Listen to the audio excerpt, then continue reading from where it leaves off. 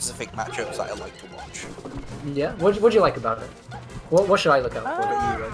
Well, I feel like most of these characters can easily zero to death each other, and not a lot of matchups have that on spaces. Yeah. You know what? I think shifting knows this matchup all for me. Like that might be that little the dopamine button down on the C stick. That might be Laurster's best bet if shifting keeps playing like this. That was actually really scary when he was just floating right at the ledge. Like anyone could have died there, depending on how it went. But they both players just chose not to really do much. The shifting wants to keep all this pressure up. See, he does a sweet spot. No one calls it out. He doesn't sweet spot any up Bs.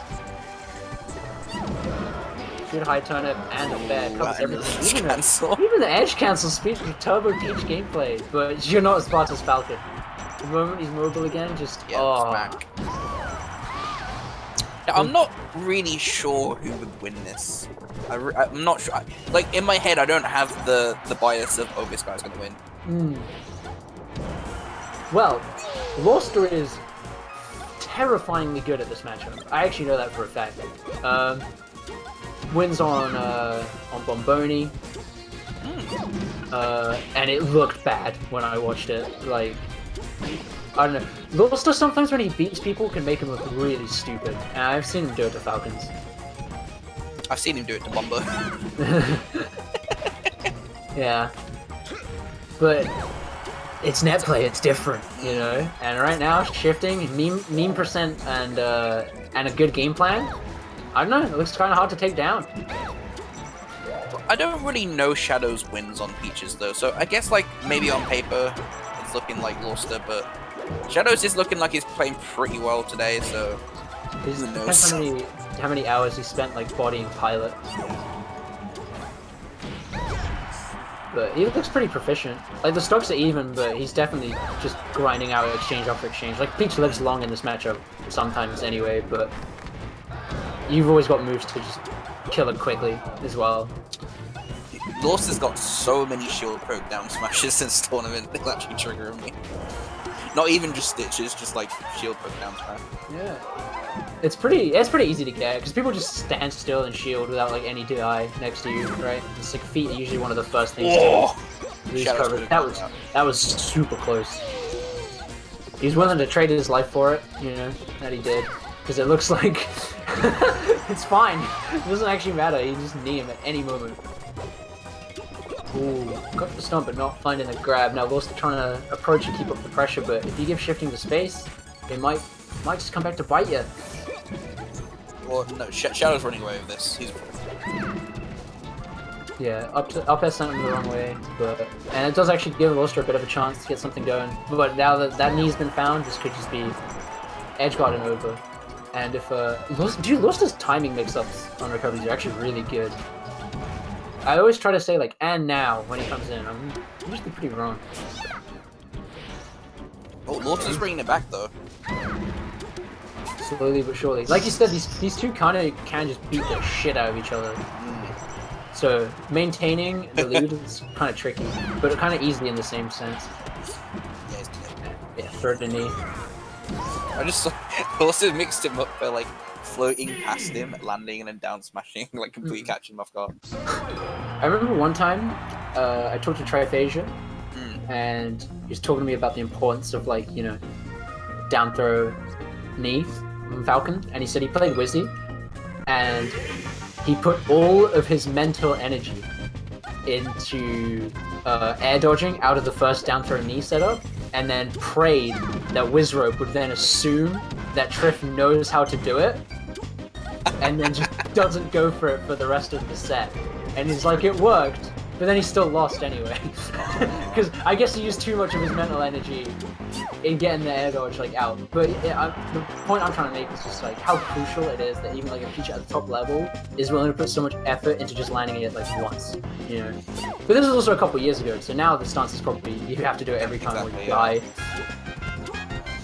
I feel like it's just the bread and butter thing for Falcon and these floating trips. Yeah. It's really hard to avoid his Peach. Like, genuinely, it just kind of is.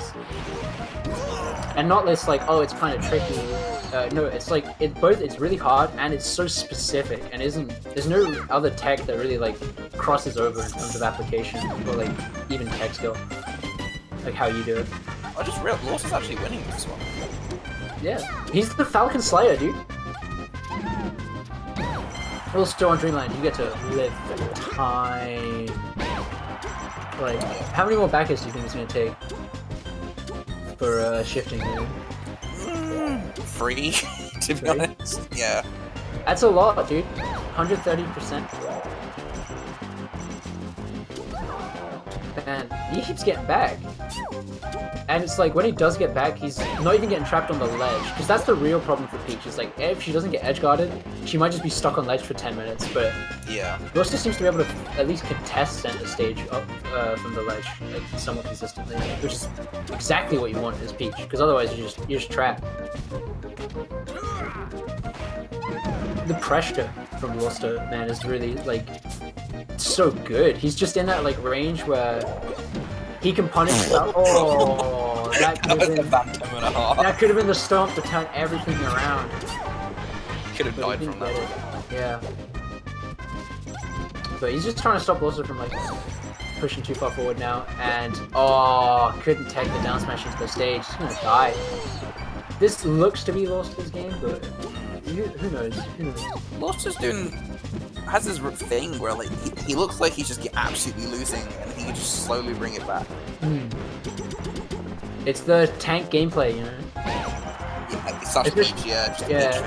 Especially now that he's ahead, he can just really emphasize trading, which is a super strong option for Peach. And like he'll probably, you know, come out on top.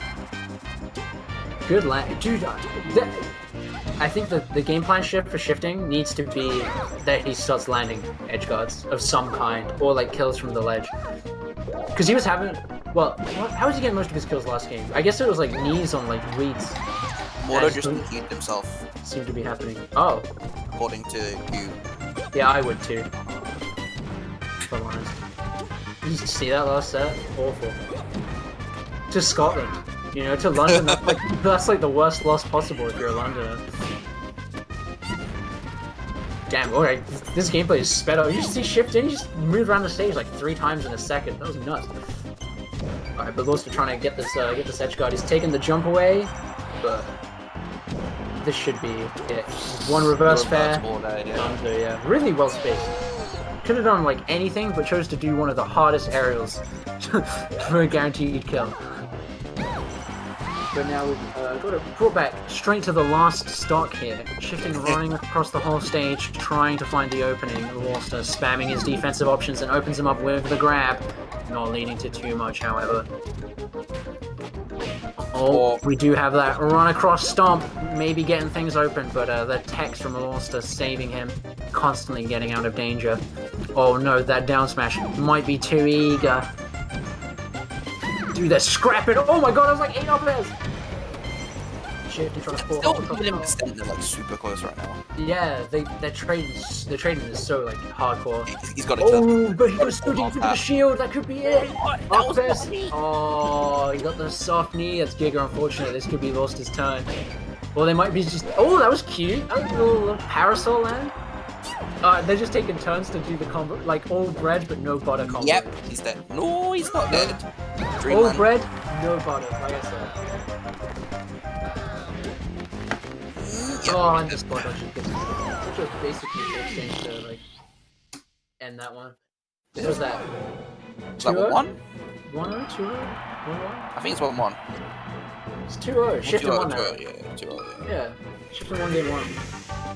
He like freed him up game 1, and then yeah, game 2 is really close. So Laurster's got the adaptation is starting to set in.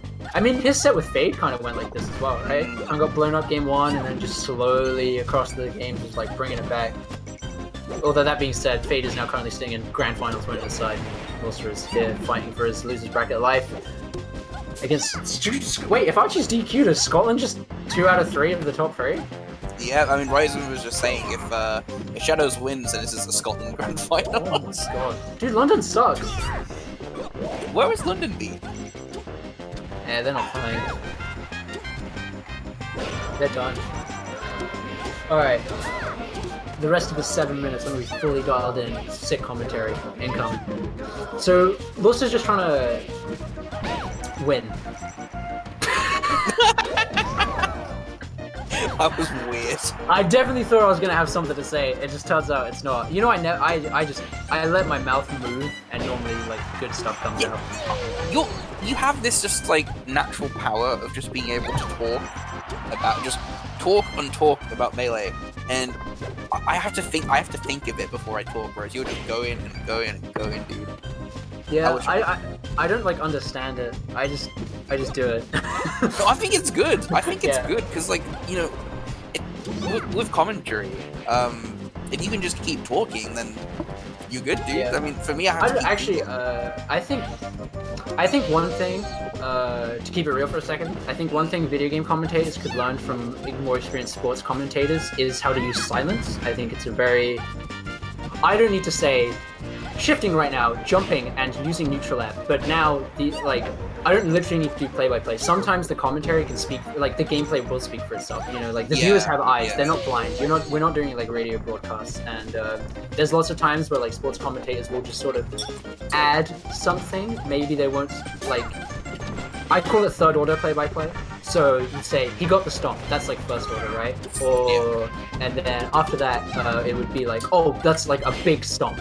You know, that's like given an adjective to the play-by-play. But then the third one. Laurster's just sorry to interrupt. Laurster's absolutely fucking up right now.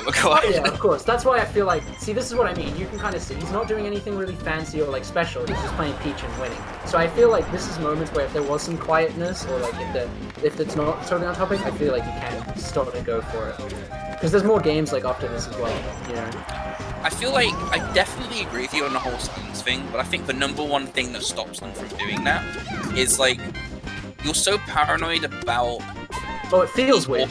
Well, no, exactly. You're so paranoid about being awkward on commentary that it almost feels like silence is the number one thing you don't want to do. But then again, you'll spout something dumb or something awkward, and you're like, oh, well, guess I fucked up then. It's so hard to get that balance. Alright, so we got the 8-minute Dreamland game out of the way. Shifting hasn't got the 3-0, and now we can talk about a real game, because either Laurster, his godlike comeback factor, is going to kick in and we're going to get like a game 5 and we've got a story here, or it's Peach Falcon. And right now, we got a game. Chasing him on these platforms, trying to corner him down in the corner, but it's not enough. The aerial choice from ShiftingShadows is just too good, weaving around Laurster. But can he set up the kill? Maybe. One more time. Yeah, the Nair places it pretty appropriately, but it's Peach. Yeah, sometimes you just have to kill Peach 5 times to kill her. And that's just what he does. It only takes 34% to his name that time. Oh my god, he timed that grab so well to avoid the invincibility from Laurster. Carries him across the whole stage while building so much percent. Really good work there from Shifting. He did. Yeah, that's... Shadow's really giving it to him right now. Yeah. You gotta be perfect, otherwise something like that's just gonna happen to you. Oh, nice with the turnip. I really like Laurster's turnip combos. Like, he adds turnip to combos so well. Yeah, like the way he caught it to like use it again. It just looks cool. I don't know how optimal or anything it is. I don't care. It's just nice. Now Shifting. Finding his opponent in the corner. Is he going to take it or is he going to try and bait him to come forward? The platform kind of messed him up there. Looks like he was ready for that down smash. Now he's just keeping the pressure up. He's just like, when am I gonna fall? When am I gonna fall? Making Laurster kind of have to really commit to something, and that's where his openings come in. And it's like sometimes even if it's not like a hard opening, it doesn't matter. He's built up 96% just by toying with his food, pretty much. You know, only 15% on this stock. He could just do this for so much. This will just win the set. Yeah, Shadow is just like doing way more like non-committal things just because it's his game right now since Laurster's losing. Yeah. Exactly. Finds the down throw knee, as we talked about. Even Triff needs 100% mental power to be able to escape that. So once the grabs are found at like a certain percent, might just be donezo for your boy.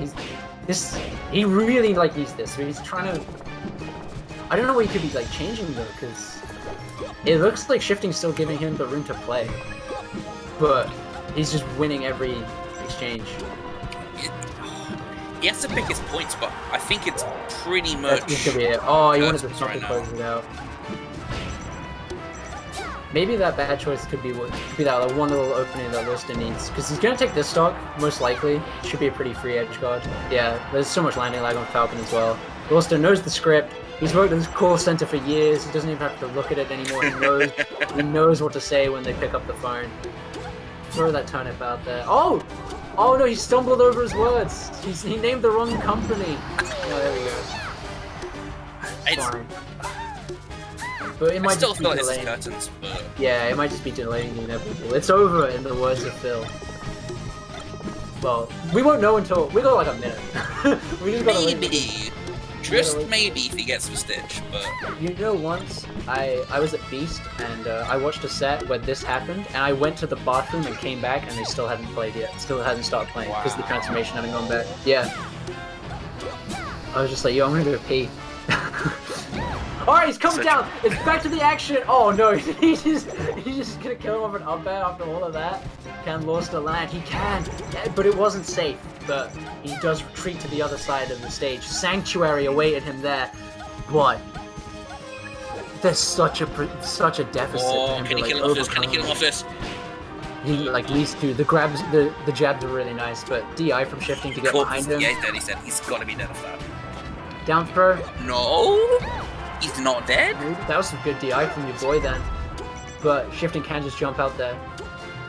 Oh, that was super sneaky. Because Laurster normally goes at like that height and then dips down. So he like dipped down super early to like sneak under shifting. That was really cute. I like that. Oh, that down smash. Bit panicky. I need to close this stock out. But he is doing so. He's building up the percent. 172. Oh, if he back it out there, he could have got the kill. Barely not dying to shifting's up B. Shifting going for the call out. Oh, he's gonna die. He's dead. Yep. Saw that. Yeah.